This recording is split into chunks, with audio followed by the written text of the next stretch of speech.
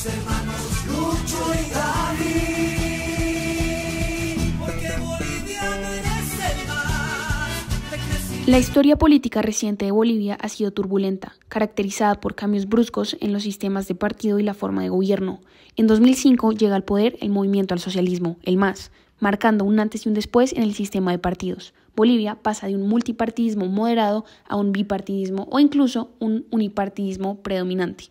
El MAS ganó durante 4 elecciones con mayorías absolutas, reduciendo drásticamente el NEP. El MAS se caracterizó por ser la voz política de los sectores rurales e indígenas marginados. El partido construyó una base sólida en los sindicatos campesinos y estuvo liderado por el líder cocalero Evo Morales. En 2019, el país experimentó una crisis política marcada por denuncias de fraude electoral, protestas masivas y la renuncia de Evo Morales. Evo Morales se despide del cargo tras 14 años en el poder. En un contexto de inestabilidad y crisis económica, en 2020 Bolivia celebra nuevas elecciones y el candidato del MAS, Luis Arce, exministro de Economía de Evo Morales, ganó con más del 55% de los votos y terminó su periodo el pasado 7 de noviembre. En este contexto responderemos qué tan fuerte o débil fue la gobernabilidad de Arce y por qué puede ser categorizado como un presidente condicionado.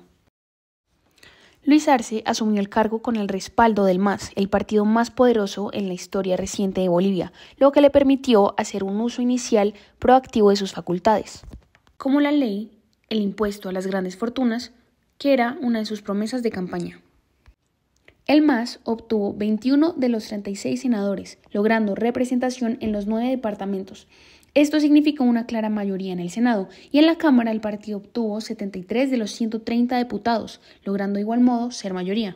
Sin embargo, la gobernabilidad se vio afectada por una guerra interna dentro del MAS. Esta guerra inicia cuando Arce es elegido por Morales como un presidente transitorio, como un tecnócrata encargado de estabilizar el país en medio de una crisis económica y de preservar el poder hasta el eventual retorno de Evo Morales. Sin embargo, una vez en el cargo, Arce se negó a asumir ese papel subordinado y tomó una ruta independiente buscando tener liderazgo propio. Entonces él sí quería gobernar a través de usted. Claro que sí. No, dijimos que no le hicimos caso. La ruptura se transformó en una guerra abierta. El MAS se dividió en dos, el MAS evista y el MAS arcista. Desde el 2023, el MAS evista comenzó a votar junto a la oposición para bloquear leyes impulsadas por el Ejecutivo. Las divisiones dentro del MAS le han hecho perder la mayoría necesaria para aprobar leyes al gobierno de Luis Arce. Me fue de administración del presidente Luis Arce, un grupo de diputados del partido Movimiento al Socialismo y simpatizantes del expresidente Evo Morales interrumpieron la sesión lanzando tomates, flores y agua. El politólogo Fernando Mayorga explica que esta fractura ha llevado a que los parlamentarios afines a Morales se alíen con la oposición para bloquear decisiones del Ejecutivo o censurar ministros, una situación que dificulta la gobernabilidad de Arce. Por ejemplo, en 2023, Arce envió a la Asamblea Legislativa un proyecto de ley para declarar la imprescriptibilidad de los delitos sexuales cometidos contra niños. Sin embargo, en la Cámara de Diputados de Bolivia se rechazó el proyecto con 54 votos en contra y 44 a favor, informándose que una parte de la bancada del MAS, especialmente la ala evista, votó en contra. Luis Arce ha denunciado públicamente que los senadores y diputados evistas están bloqueando sistemáticamente los proyectos de ley de carácter económicos. También denuncia que quieren provocar una crisis económica para debilitar su imagen y facilitar el retorno de Morales al poder. Entonces, Arce es un presidente que no solo fue bloqueado por la oposición, sino por su propio movimiento político. ¿Qué ha hecho Arce para contrarrestar este bloqueo político? Ante la parálisis legislativa causada por el bloqueo de la ala evista y la oposición, Arce recurrió al uso de decretos supremos como un instrumento de gobernabilidad reactiva.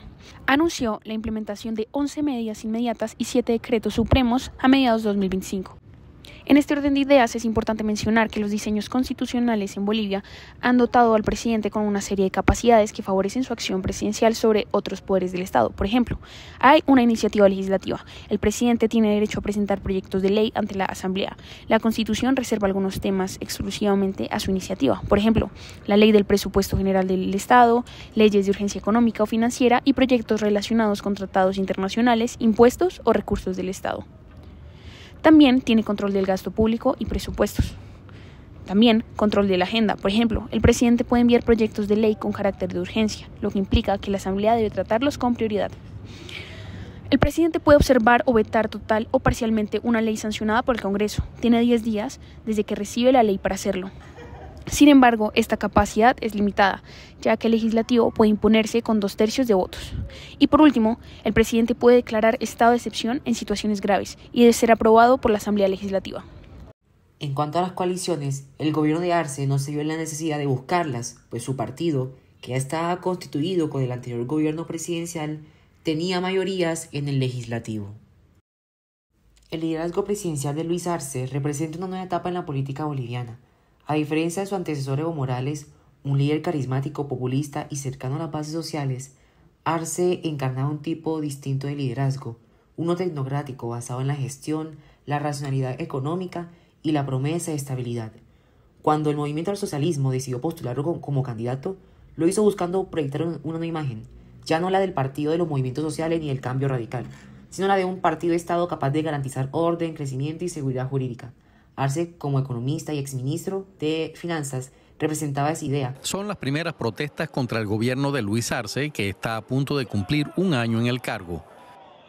El gobierno enfrentó rápidamente episodios de conflicto social y pérdida de apoyo.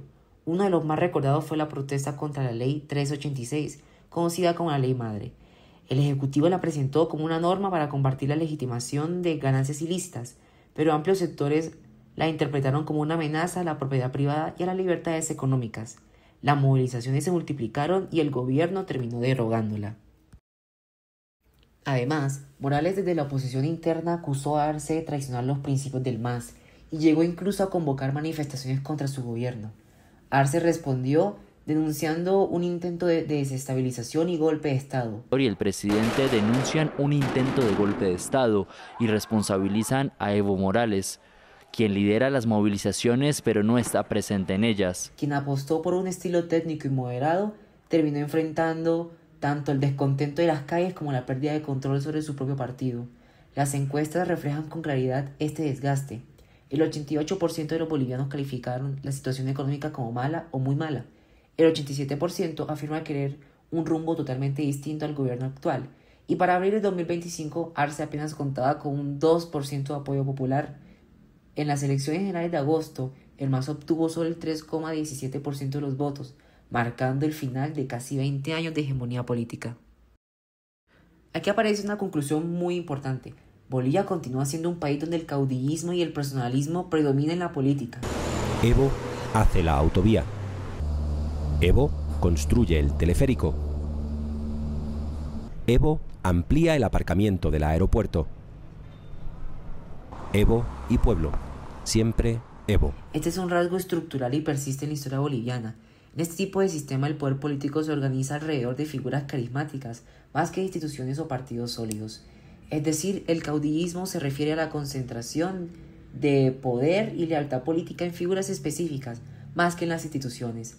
Arce ejerce un liderazgo limitado porque depende de una estructura política aún dominada por la figura de Morales. En cuanto a los ministerios, Arce formó un gabinete ajeno a la cúpula ministerial de Morales, argumentando que para enfrentar la crisis del Estado era necesario contar con profesionales comprometidos con su pueblo.